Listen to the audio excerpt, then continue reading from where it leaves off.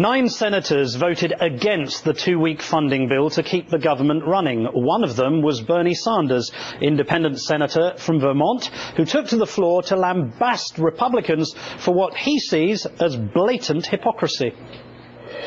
In the midst of a major recession, it is morally wrong and economically bad policy to balance the budget on the backs of those people who are already hurting. When it came to giving huge tax breaks to the wealthiest people in this country, I didn't hear my Republican friends say, oh, gee, we can't do that because it's going to drive up the deficit. During a news conference at the White House today, the president didn't say anything about the budget. But earlier in the day, Republican Eric Cantor of Virginia said he didn't hold out much hope when Vice President Biden meets Republicans later today.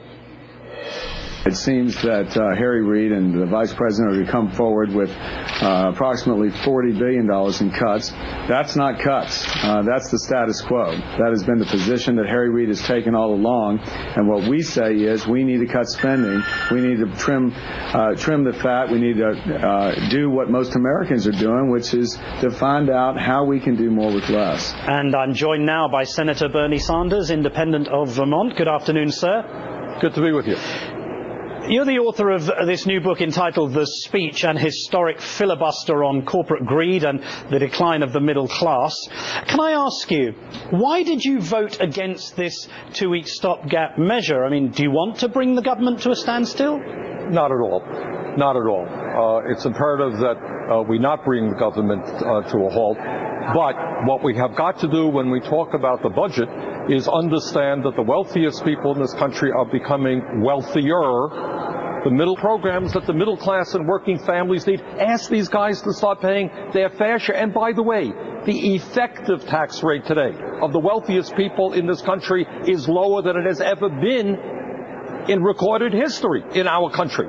So that's the obvious solution. Now, you ask me why? Well, of course you know the reason why. Who do you think controls the Republican Party? Big money controls the Republican Party. This is where their campaign contributions come from. So if I have anything to say about it, I'm going to do everything I can to see the Democratic caucus come forward and say, yeah, we do need to make some cuts. I think there are programs that could be cut. But bottom line is not to ask the wealthiest people in this country to start paying their fair share after they receive huge amounts of tax breaks is insane. But what the Republicans are saying is way outside of what the average American believes. But Senator, why do you think, therefore, the president's budget completely ignored entitlements? I mean, isn't that the biggest area that sacrifices can be made in, that cuts need to be made in?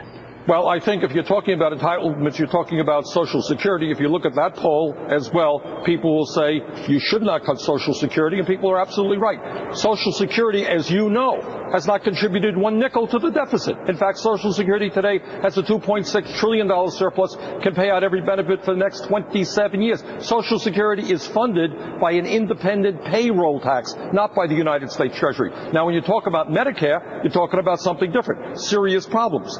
The issue there is not just Medicare, it's health care in general. And the question that you have to ask is, why in America, despite having 50 million people who are uninsured today, do we end up spending almost twice as much per capita than any other country on earth? And the answer is that we have a system dominated by private insurance companies whose function in life is to make as much money as they can.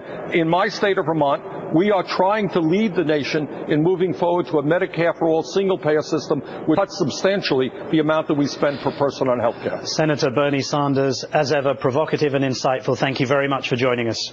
Thank you. Former Republican Speaker of the House, Newt Gingrich, has had his contract with one television news organization suspended because it appears he plans to run for the White House in 2012. Today, at an event in his home state of Georgia, Gingrich addressed the issue by suggesting he hasn't quite made his decision yet.